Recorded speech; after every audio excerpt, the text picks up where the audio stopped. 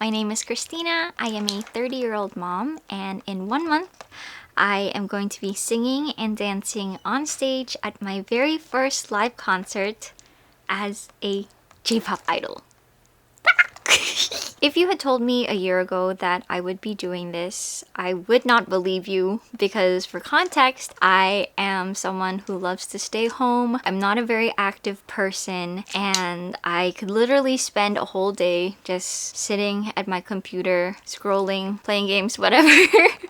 The whole entire day. That's kind of the reason, well, one of the reasons why I decided on the name Cybr.grl. But yeah, I've lived this lifestyle for 30 years now. But today, I'd like to share how I got to this point of becoming or trying to become a J-pop idol in my 30s. I first discovered J-pop in elementary school, which is around the same time that I discovered J-fashion. I would listen to artists like Yui and Kyripamu, but it wasn't until my 20s that I really got into J-pop idols specifically. So groups like AKB48, Cybr, Wasta, Denpagumi Inc., and Fruit Zipper. What I love about J-pop idol culture is that there is a huge focus on growing with the idol. For example, in K-pop, these idols will train for many years until they are ready to debut. But if you look on Wikipedia about what a J-pop idol is, it says, rather than solely focusing on technical proficiency, idol culture emphasizes values such as sincerity, visible effort, and emotional connection between performers and fans. As someone who loves learning and connecting with others, this culture really resonated with me. I love how the goal is to become a better version of yourself day by day. You don't start off perfect. What's important is doing your best and to keep going as you grow with those who support you. But as I would watch these J-pop idols, I never really pictured myself in their shoes. I think I've always had this thought in my head that I'm not a skilled performer, but that's just because I wasn't working on my skills for many years. I mentioned in the past that I used to sing and dance in choir, church, school performances, and I also played percussion in the school band. But that was all many years ago. A whole different era before I had my son at 19 and I had to focus on growing up pretty fast. Last year, to celebrate my 30th birthday, I wanted to try something new, and so I released my very first song. My friend PAiDA helped me with the lyrics, with recording, and kind of just guiding me through the whole process. And in January of this year, she asked me if I wanted to put together a two-man live with her. So what a two-man live or a two-man live is a joint concert that features two musical acts together. It's a common term in Japanese music culture. She told me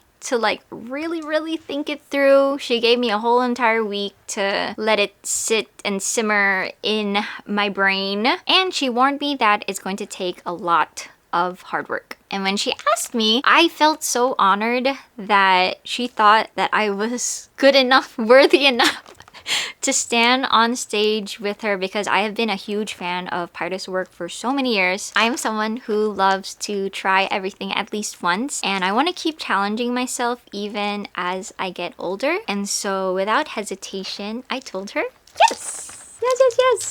Yes, please! However, at that time, I did not realize how much hard work it was actually going to take. For 7 months now, PAiDA and I have been putting together this concert together, all while balancing our own individual work and our own everyday lives. Other than, obviously practicing singing, practicing dancing, we also have to take care of the logistics as well, since we are both managing the show. Yeah, pretty much everything is coming out of our own pockets. Yeah, no, it is literally everything, not pretty much, everything.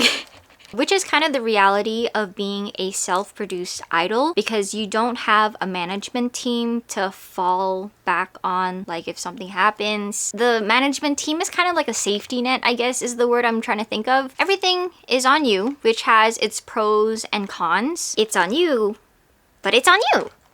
You can decide everything, like what songs you want to sing, where you want to perform, how you want the stage to look like, how long you want the whole performance to be, what you want to wear, how you want all of the merch to look like, how you want to promote the show. All of these little and big details are completely up to you as a self-produced indie idol. Oh, and speaking of songs to sing, I am going to be singing more than 10 songs during our upcoming concert. Yay!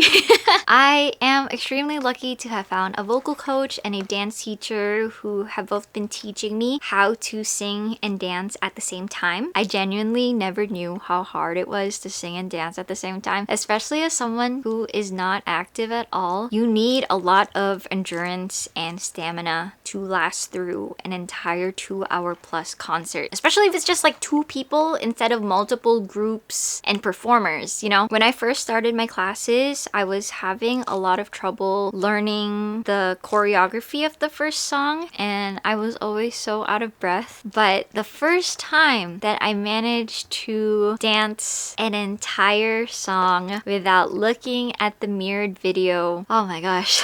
I was like tearing up because I didn't think that I could, like, you know, every day I would show up for the class and we would learn little by little all the little parts, and then finally to get that entire thing down, whew, oh my gosh.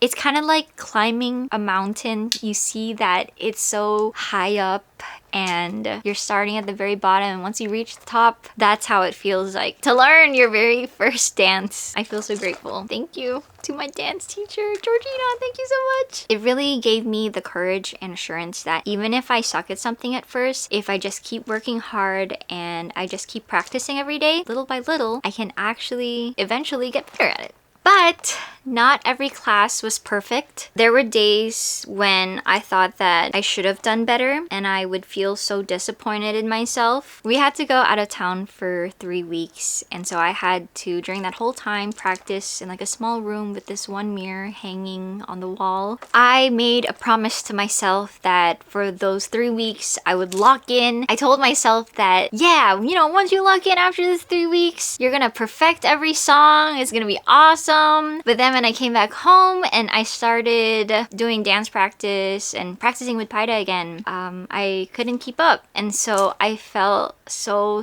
terrible, like I had disappointed PAiDA, myself, that I was gonna disappoint all of the people who were gonna come to the show. You know, the next day came and I was still not at the level that I thought that I could have been. And so one day I kind of just broke down. Basically, I felt like an absolute failure. Even though I was feeling the lowest that I had been in a hot second, we had a show to put on, so there's not really time to sit and wallow and feel bad for myself. So I had to keep going. During one of our usual meetings, PAiDA noticed that I wasn't my usual self. I'm very much the type of person that's, I guess, scared to open up with others, and I feel like it's kind of a burden to, which I know it's like, you know, you shouldn't think like that, but that is something that I've dealt with for a very long time that I'm trying to work on. It's hard for me to open up to other people, friends, family, but she assured me that it's okay to be honest with her, and so I told her everything how I had been feeling. She very kindly listened to everything that I had to say. She told me that I shouldn't compare myself to her or to any other idols, and she said, would the Christina from 1 year ago be proud of her? Oh, sorry. Would the Christina from 1 year ago be proud of where you are now? And so I broke down in tears even more because she was right. Christina from 1 year ago, she wouldn't have been able to do what I can do now because she never went through what I went through this whole entire year. All of the life lessons, all of the experiences that I went through, she didn't. She as in, not fight of it, but past me from 1 year ago. Thanks to PAiDA's guidance, I have been able to grow so much, not just as an artist, but also as a human being as well. Why am I always crying in these videos? Ah!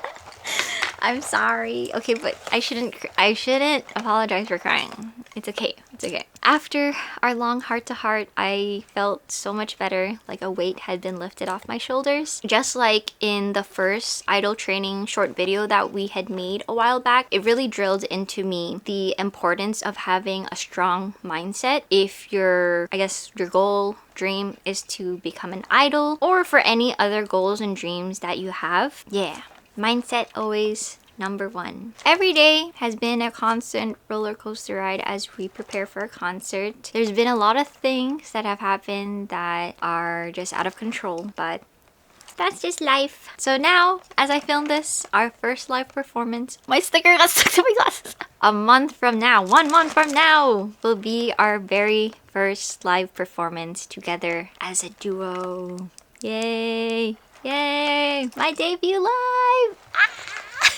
I'm really fingers crossed hoping that I will have like a little bit of extra time this week so that I can edit this video. I would like to sincerely apologize as well for not uploading a long form video in I think like 3 months now. I've only really had time to film and upload short videos, and I really miss making these a lot. I miss just being able to yap for a long time and not limiting myself to like, I think short videos is 3 minutes long. Thank you so much for being so patient with me as I go through this new, exciting, but also very scary journey of becoming a J-pop idol. Yay! Ah! I didn't think I'd ever utter those words out of my mouth, but I just did. And yeah, dang. But yeah, if you have been following me along on my previous journeys that I've had as a YouTuber, as a decor artist, thank you so much for supporting me, even though I have like 10 million hobbies and dreams and jobs. I really hope that through my current idol journey, it can encourage you and show you that even after your 30s, even after having a kid, even after not performing for a decade, that you are never too old to reach for your dreams. Please don't be scared of growing up. Your life doesn't have to end once you become an adult. There's not just one way to be an adult.